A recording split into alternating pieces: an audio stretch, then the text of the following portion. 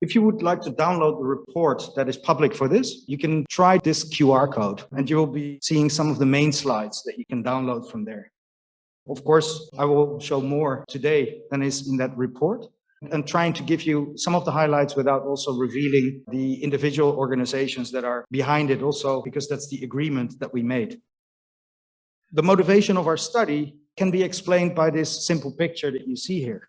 On the horizontal, you see a social dimension. On the vertical, you see the environmental dimension. And basically, there's bubbles representing countries. Now, generally, we've been moving in this direction, but while we're doing that, we're also moving up. In other words, social development happens, but environmental footprint increases. What we should actually be doing is moving in this direction, meaning social development, but also this environmental footprint going down. And business, of course, has been contributing to this. On the one hand, to satisfy the human needs that are behind that.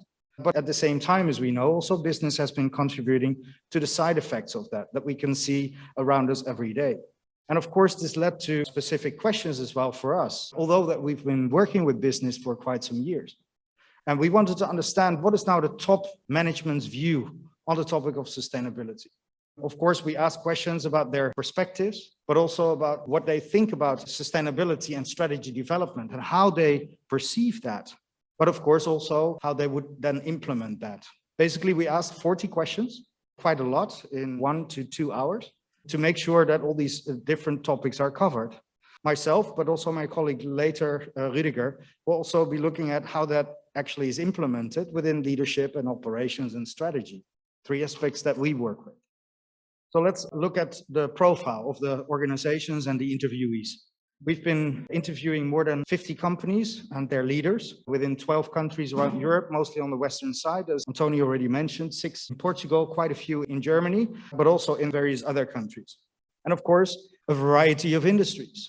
You can see the financial here, but basically various segments of society in there, with the revenue varying from 100 million up until 10 billion and above, with a various client focus from business to business and business to client and combinations thereof. When looking at the financial organizations, the banks, the investors, the asset managers, we basically interviewed people with a leverage of 2.5 trillion euros. Add the 2 trillion of revenue related to the organizations that are not in finance per se, that's quite a lot of leverage, right? So they represent relevant people, a relevant view. And as well, the ownership. Usually you hear a lot about the listed companies. We interviewed about 30% of listed companies, but also the family businesses, what really drives the engine of the economy. Of course, the people that we interviewed, the leaders, 1/3 of them is the top tier in organizations. So the CEOs, the COOs, etc., but also the second level. It is only fair to say that even though quite a lot of people had sustainability within their portfolio, it was not per se their function. So we asked them a lot of questions on being strategic about the topic of sustainability, but we did not expect them to know everything about sustainability. But at the same time, of course, as these are strategic topics, you would expect them to know at least the minimum.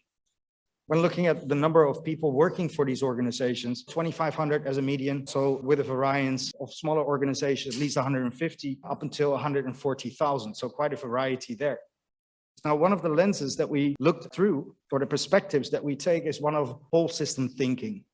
That means on the one hand, you see the nested circles, where the environment is something that we all depend on, that the society depends on, and within that, of course, the economy and your organization and its stakeholders in various ways. But we also need there an understanding of what full sustainability actually means. For that, luckily, the heavy lifting has been done. As mentioned before, the natural step and the various people in science have been doing heavy lifting with regards to coming up with system conditions or sustainability principles that we are using for that. So let's kick off the actual study results. On the one hand, of course, we know that sustainability and the many related topics, they are getting attention from everywhere. You'll recognize this. Actually, this was research from the beginning of this year, and it's already outdated. If we would now look for examples of what we see happening out there, I think that this picture would have been totally different. It doesn't mean that it's not relevant, because it still is, but it just shows as well how fast things are currently going in comparison to previous years. When we ask the various leaders, the interviewees, when you think about the next 10 to 20 years, how will sustainability influence our society with the various aspects that are mentioned here? Now, what you can see is that in the blue, the answers were high and very high. You can see that there is some kind of a consensus that sustainability is influencing the economy, the geopolitics, society, technology. There is a good consensus here with regards to the numbers. The overall average is around 4, and that would be exactly high. Of course, there's some differentiation as well. Geopolitics, where you see quite a lot of people as well that don't believe in geopolitics, that is going to be driven by sustainability. And also with regards to the legal and regulatory, we noticed that some people were very much up to date on what's happening currently with regards to regulatory, but others were talking about regulatory as if it was going to happen in 10 years from now, that politics and legal are going to be slow. Well, actually, as you may know, it is going a little bit faster than that, also with the Green Deal and the various related aspects. When we asked, so within your industry, and remember there were quite a few, within your industry, what are the most relevant topics that you see impacting the industry? 2 times the top 5, highlighting that climate change was mentioned 27 times by 27 different organizations.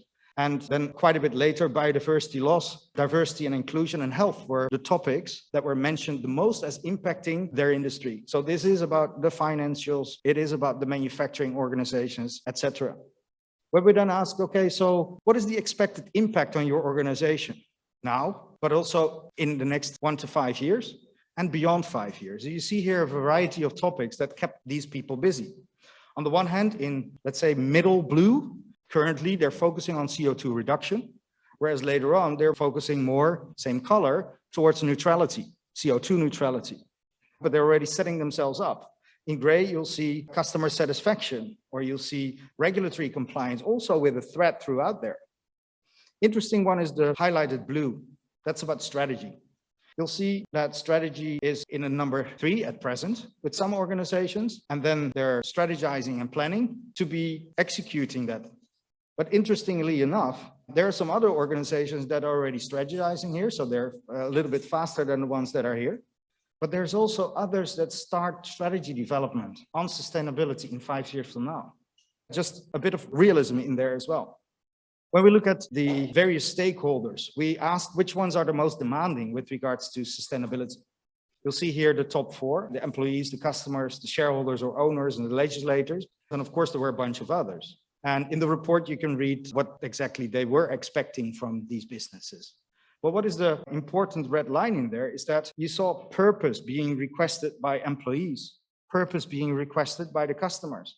Also that there was credible communication, transparency, not some minimal non-material topic like double-sided printing that they've achieved that in an airliner. That's not what it is about, and people see through that nowadays. So they're asking for material focus. And of course, also the last one I want to mention specifically, Europe is seeing sustainability, or in other words, environmental, social, and governance topics as the differentiator in comparison to other regions, such as the United States, such as Asia, because it is a competitive advantage that we can create altogether. We need to understand that, and we need to tag along and make sure that we are successful with this, because it is good for our health, good for our planet, and good for the profits and innovation. If we look at the challenge, the sustainability challenge, we asked at a global level, what do you see happening out there? And of course, some topics were mentioned more than others, but this is what they saw happening. There's a lot of stuff behind that, but for the past 3 decades, we've been using this particular figure, and it is a funnel with declining walls showing the decreasing space to maneuver. Because if one topic now goes down and another topic goes down, and you take all these trends together, it actually represents that funnel. Whereas what we should be doing with, of course, those environmental and social pressures is making sure that we move towards sustainability, because what we see happening is already now our organizations, our countries are running into the walls of those funnels. That's not something of the future. That's something that we've been seeing happening for the past decades already, and it's only intensifying now. Of course, where we need to move is towards that opening in the funnel. And even further, as some people will say, sustainability is not enough. We need to move towards regeneration. And of course, we need to do that at a global level. But before doing that, we need to go through this sustainable period. We need to stabilize first and stop it from further reducing that space to maneuver. We need to move that up. And we do that with various countermeasures. Those countermeasures were also mentioned You see here activism, you see the regulatory changes, you see sustainable innovation from competitors, from themselves, and all these different topics are happening at the same time, and I'm sure that you will recognize them. But this is what leaders experience as the global pressures and the decreased space to maneuver. When we ask for sustainability, what does that mean for you? Well, ask the question 1,000 times, you'll get 1,000 different answers. We also asked this for the business, and they basically said that 40% of the organization said that they had a shared definition of sustainability. Of course, when checking, when validating this, when giving the feedback to the different interviewees, we did not find evidence of that. Quite a lot of organizations did not have a shared definition, other than maybe a Brundtland or something like that, which doesn't provide you with the information on where to go. Now, if you wanted to look at setting goals, what are the goals out there? And generally, we see that science informs organizations. And on the basis of that, they set goals. You see that for EU, for example, you see that for Paris at international level. So we were interested to learn also, how does that work with business? Do you have any long-term goals? 36% said yes, and those were related to climate. But only 24% actually had multiple sustainability topic goals. I don't know what you think about that, but I thought it was pretty shocking. And if you then understand that there were 3 without a date, so you have a goal, but you don't have a date. 19 mentioned that they were working on it. That's good. But 40% did not have any goals related to sustainability for the long term. So how can you strategize if you don't set success for yourself? Do you have a plan without having a goal? Let that be clear. Do you then measure and monitor? Do you report? See that there are some organizations that apparently are reporting, but they're not measuring. It's interesting because that also relates to listed companies. So few companies have long-term sustainability goals, plans to achieve them, to control them, to report and commit publicly. So I heard the various inspirational speakers earlier, but this is also part of realism of what's happening out there today. And we need to address that because few organizations use science-based concepts, science-based principles. Few have a shared definition of sustainability, as I mentioned. Few have a sustainability vision and purpose. Well, half, good. Strategic goals, just talked about, and 23 did not have any of these above. So not only not having goals, but not having any of this either. In other words, how are we going to ensure, or how are these businesses going to ensure that they can navigate this funnel with a reasonable chance of success? Well, we are speaking in particular terms with regards to maturity. So where are these organizations? Because every organization has a different maturity level, and based on that, they will have different answers. Let me then first introduce the sustainability maturity spiral that we are using for this, and some of the terms that we use. At the bottom, we have plunderers. That's how we call them. They typically are pre-compliant. And if you look at their perspective on sustainability, they basically say, well, it kills our profitability. It's just making things a little bit harder and difficult. And why would we do that? Okay, if the fines get too big, yeah, of course we'll change. But other than that, they won't move. And you have that next level up, the players, and they are basically taking into account compliance. So they fit with the rule of law. Means that if there's a new law coming up, that they will make sure that they comply with that, possibly a little bit late, but they will comply. And of course, you have the pragmatists who understand that there are more than just the legislators, that there are also customers and employees that they need to work with. And that's where you see that they are focused on satisfying clients. And this is where CSR is also happening, for example. Between them, there are relatively small steps. When you start looking at the pioneering level, these organizations start looking at, well, it drives our strategy. They are really integrating the various topics across the organization, all the different areas. And even further up, the paradigm shifters, the Patagonias of this world, the organizations that are really shifting paradigm, and they say, well, it shapes our purpose. We have a purpose, and this helps shape it. And of course, the organizations at the lower end, they focus on risk mitigation. A little bit higher, it's about value creation. I'll go into these terms a little bit more.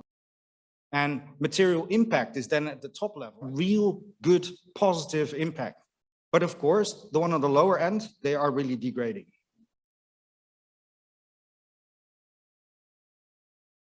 Generally, when we ask, okay, where are you now with your current efforts on this particular maturity curve? Here you see the different values. So luckily, they are above where they need to be, as in compliance. But there were only few organizations that actually claimed to lead their industries. And I believe that they were also doing that. Organizations are below what stakeholders would expect. Generally, if you ask the same question, where will you want to be in 5 to 7 years? Good thing is that everyone wanted to be up there. There was at least a diagonal movement up there where organizations really had the ambition to do a lot more. And they were aiming for sustainable leadership. Well, you see a big number in there. There is not enough room probably. So it's good that they're moving towards the higher end, but maybe it's not completely realistic. Quite a few want to be fast followers, by the way. Let's hope that they're not all intending to be fast followers, because then it slows down the entire group. If we look at the business benefits, they presented value creation, cost reduction, and risk mitigation in various ways. You can see this in the report in more detailed ways. Just what I want to highlight is there are a lot of benefits, and not all of these benefits were mentioned by the same organization, meaning that there are still other aspects in benefits from sustainability which you may not have explored. I'm going to skip innovation for now. Organizations that considered themselves as innovative, only 57% of that. Out of that, 1/3 actually had criteria for sustainability within innovation.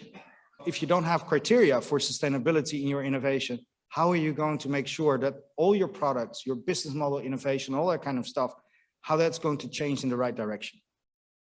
When we look at leadership, we also take a whole system perspective. Meaning that for any organization, you'll have parts, you'll have individuals, you'll have teams.